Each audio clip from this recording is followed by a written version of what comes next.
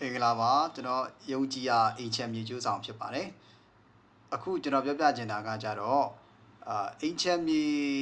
ရောင်းထွက်ခြင်းတယ်ပေါ့နော်မြန်မြန်လေးရောင်းထွက်ခြင်းတယ်ကြိုးစားပေးပါအောင်ဆိုပြီးတော့ကျွန်တော်ပြောနေတဲ့ဒါမိတ်ဆွေတွေလည်းရှိတယ်တချို့ကြတော့လည်းအဲ့လိုမျိုးပြောစရာမလိုတော့အောင်ကိုအချိန်တိုတွင်းမှာထွက်သွားကြတာမျိုးလည်းရှိတယ်ပေါ့နော်ဒါဘာကွာလဲဆိုတော့အချက်၅ချက်လေးနဲ့ပြောပြချင်တာပေါ့လေအဓိကကတော့နံပါတ်1ချက်ကတော့ပိုင်ဆိုင်မှုနဲ့ပတ်သက်ပြီးတော့ပေါ့ပိုင်ဆိုင်မှုအခုချိန်မှာအခုဘယ်မြေမျိုးစားတွေအဝယ်လိုက်နေတယ်ဘယ်မြေမျိုးစားဆိုတော့အဝယ်တွေကလက်ရှောင်ကြတယ်ဆိုတာမျိုးတွေလည်းရှိတယ်ပေါ့နော်အဲ့ဒီ trend တစ်ခုလည်းသက်ဆိုင်ပဲပေါ့လေ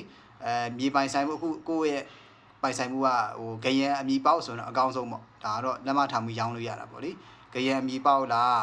ဂရန်မီပေါက်စီကနေပြန်ဝယ်ပြီးတော့အစင်းစင်းပိုင်ဆိုင်ထားတာမျိုးအမီပေါက်ရှိသေးတယ်ဆိုရင်တော့ကိစ္စမရှိမီပေါက်မရှိတော့ဘူးဆိုရင်ဒါနည်းနည်းလောကခတ်သွားတာပေါ့လေရောင်းကနည်းနည်းခတ်သွားမယ်နောက်တစ်ခုကပါမစ်မြေမျိုးစားကြအခုချိန်မှာတော့ယာယီပိတ်ထားတာမျိုးတွေဖြစ်တော့အခုချိန်မှာပါမစ်နဲ့ပတ်သက်ပြီးမြောက်တကုံဘက်မှာတော့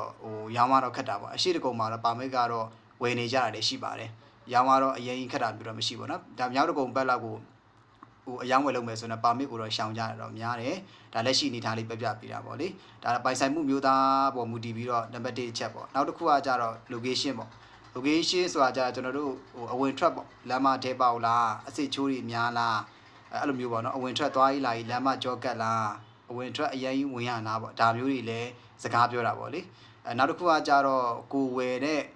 ရက်ကွက်အနေထားပေါ့နော်ဥပမာပေါ့မြောက်တကုံဆိုရင်လူကြိုက်များတဲ့ရက်ကွက်တွေရှိသလိုသွားရေးလာရေးလှမ်းတဲ့ရက်ကွက်တွေလည်းရှိတယ်နောက်တစ်ခုကအခုကပေါ့အရှိတကုံမှာဝယ်မယ်ဆိုရင်လည်းထားပါတော့လူကြိုက်များတဲ့ရက်ကွက်တွေရှိတယ်တအားကြီးသွားရတဲ့ရက်ကွက်တွေရှိတယ်ပေါ့လမ်းမပေါက်သေးတဲ့ရက်ကွက်တွေရှိမယ်ဖွံ့ဖြိုးစေမစီသေးတဲ့ရက်ကွက်တွေရှိမယ်ဖွံ့ဖြိုးပြီးသားစီပြီးသားပေါ့နော်အကုန်လုံးတော်တော်ကြီးကိုသွားရေးလာရေးအဆင်ပြေလိုင်းကားနီးဈေးနီးအဲ့လိုရက်ကွက်တွေလည်းရှိတယ်အဲ့လိုမျိုးပဲကိုရွေးချယ်တဲ့ရက်ကွက်ပေါ်လည်းမူတည်တယ်နောက်တစ်ခုကကြတော့ကိုကရောင်းမှာကြတော့မြေကွက်ဆိုလားမြေကွက်ဆိုရင်လည်း